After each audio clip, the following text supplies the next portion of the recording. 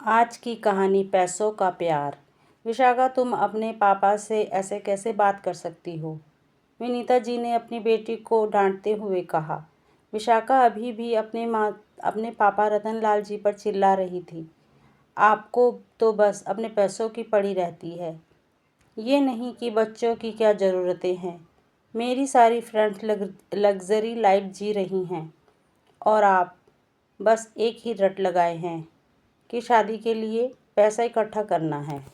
विनीता जी ने कहा, बस करो विशाखा, तुम्हारे सारे शौक तो हम पूरा कर नहीं सकते। अपनी हैसियत भी देखनी चाहिए। तुम्हारे पापा की नौकरी से जो कुछ बचता है उसमें तुम्हें हर महीने पॉकेट मनी मिल जाती है। Pocket money? वाह मम्मी, उसे आप पॉकेट मनी कहती हो? हर महीने 1000 रुपया, इतने तो मेरे एक दिन में खर्च हो जाते हैं। मुझे नहीं पता, मुझे इस महीने कम से कम 5000 रुपये चाहिए, विशाखा ने लगभग चिल्लाते हुए कहा। इधर रतनलाल जी चुपचाप सिर झुकाए बैठे थे। बेटे की शादी के लिए पैसे भी जोड़ रहे हैं। अब बेटी को भी पूरा ऐशो आराम चाहिए।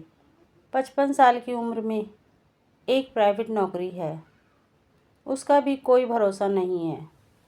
न जाने आगे खर्च कैसे चलेगा।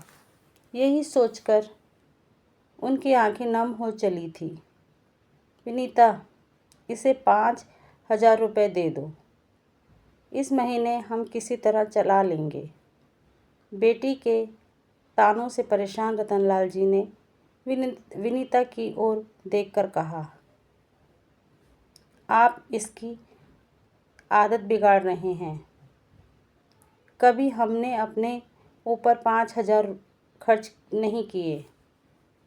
यह सुनकर विशाखा बोली, ओहो, इसका मतलब आपके पास पैसे हैं पर देना नहीं चाह रही। लाइए, जल्दी से पैसे दीजिए। विशाखा, तुम्हें दिखाई नहीं दे रहा? तुम्हारे पापा एक प्राइवेट नौकरी में दिन रात एड़ियाँ रगड़ रहे हैं। वह भी पता नहीं कब चली जाए। बेटा है कि शादी होते ही अलग हो गया और अब बेटी को लग्जरी लाइफ जीनी है, विनीता जी ने कहा और अंदर चली गई। अलमारी में से 5000 रुपये लाकर विशाखा के हाथ पर रखते हुए कहा, आज तो दे रही हूँ, लेकिन अगले महीने से कोई उम्मीद मत रखना। हम तुम्हारे ऐशो आराम के लिए जिम्मेदार नहीं हैं। 2 वक्त की रोटी और कपड़ा मिल जाता है, वही काफ़ी है। विशाखा पैसे लेकर मुंह बनाते हुए घर से बाहर चली गई। सुनो जी, कुछ अपने बारे में भी सोचो। अपने बुढ़ापे के लिए भी पैसा इकट्ठा करो, विनीता जी ने कहा तो रतनलाल जी का दर्द उमड़ पड़ा। कहाँ से करूं इकट्ठा?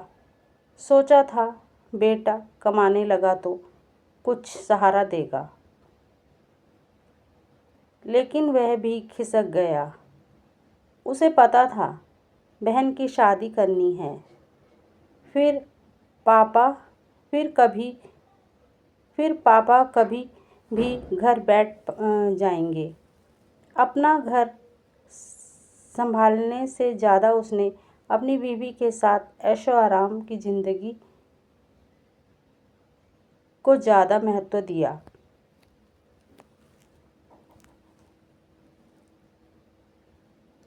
विनीता जी बोली, अब जो होना था हो गया। मैं चाहती हूँ इसके भी हाथ पीले कर दो। बाद में हम दोनों किसी तरह अपनी गुजर बसर कर लेंगे। रतनलाल जी उठे और अपने कमरे में जाकर पलंग पर लेट गए।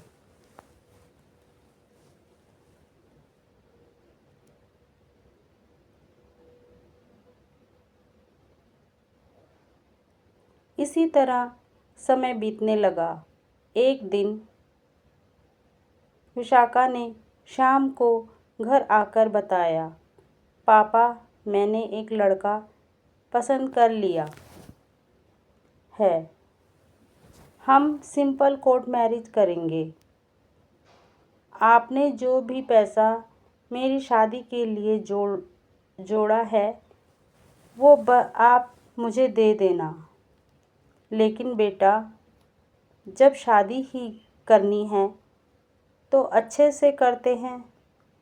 उनके परिवार से मिलकर बात कर लेते हैं, रतनलाल जी ने कहा। तो विशाखा ने कहा, नहीं पापा, राजीव को यह सब पसंद नहीं है। उसने तो अपने घर पर बताया भी नहीं है। हम शादी के बाद अलग रहेंगे।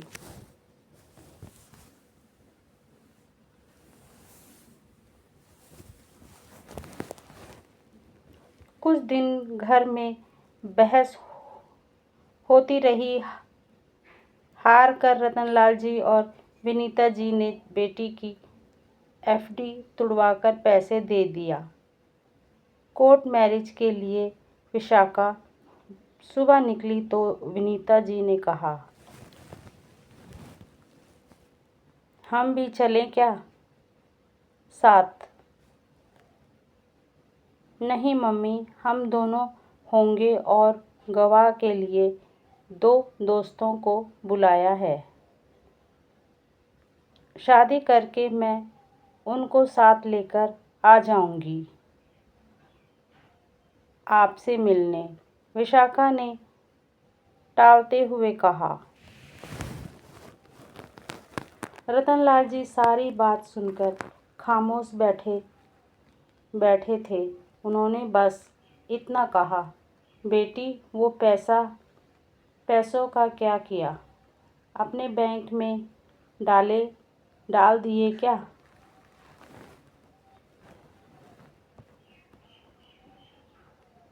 विशाखा ने कहा, नहीं पापा, वो राजीव को दे दिए।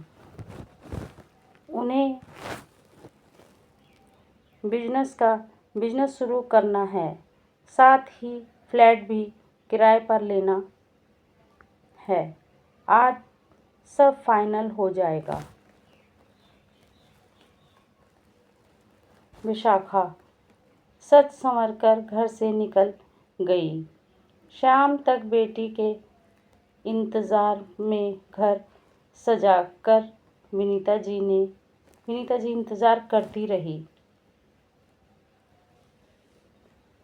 लेकिन विशाखा नहीं आई। कई बार फ़ोन किया, लेकिन उसने फ़ोन भी नहीं उठाया।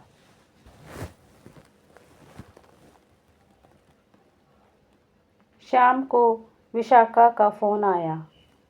क्या हुआ मम्मी? कितनी मिस कॉल आई हैं आपकी?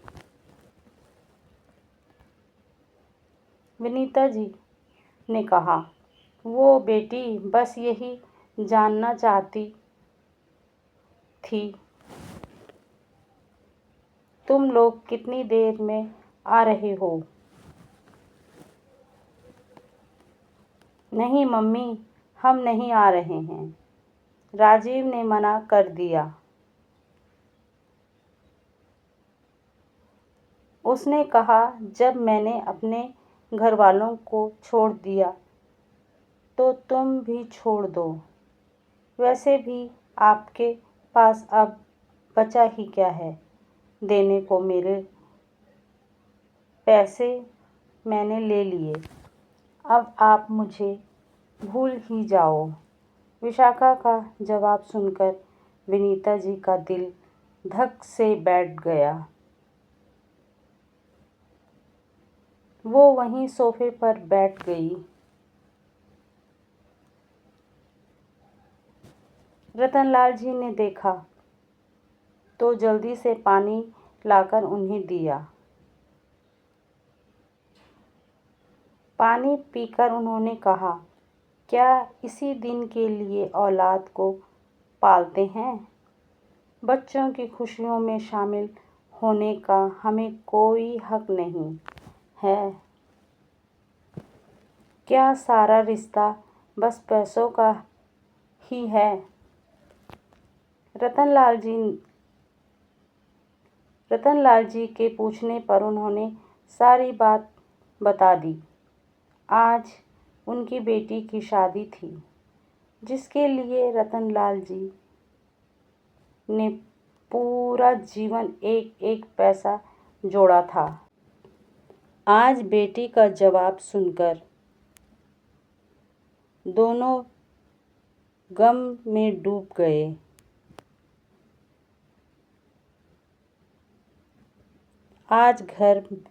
आज घर में चूल्हा भी ठंडा पड़ा था। कुछ खाने का मन नहीं था। दोनों ऐसे ही सो गए। सोना भी क्या, दोनों एक दूसरे से अपने आंसू छिपाए अंधेरे में रो रहे थे। एक सप्ताह ऐसे ही बीत गया।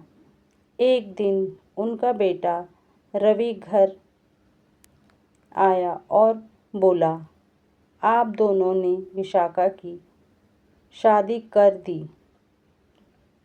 और मुझे बताया भी नहीं। इतना पुराना पराया कर दिया कि मैं अपनी बहन की शादी भी न देख सका।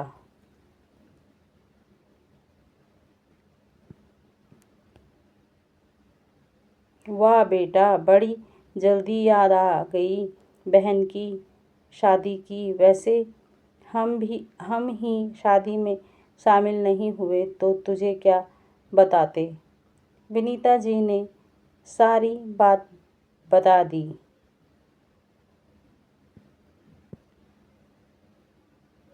रवि ने तुरंत विशाखा को फोन मिलाया।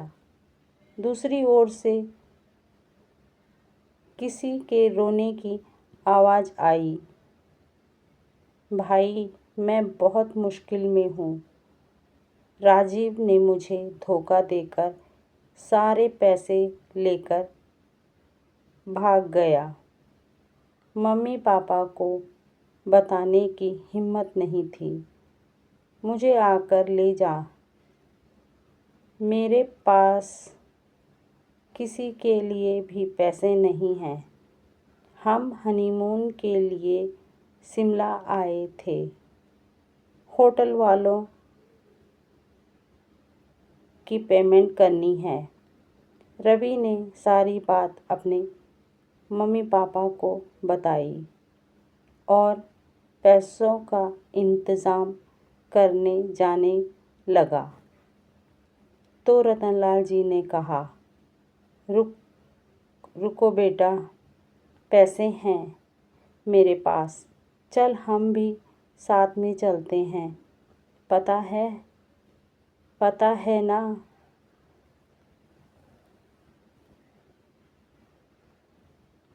रतनलाल जी और विनीता जी, जो अब तक बेटी के व्यवहार पर दुखी थे, बेटी पर मुसीबत का सुनकर उनका प्यार फिर से उमड़ पड़ा। सब कुछ भूलकर शिमला के लिए रवाना हो गए। तो कैसी लगी आपको ये कहानी? अगर अच्छी लगी हो तो लाइक शेयर सब्सक्राइब कर देना।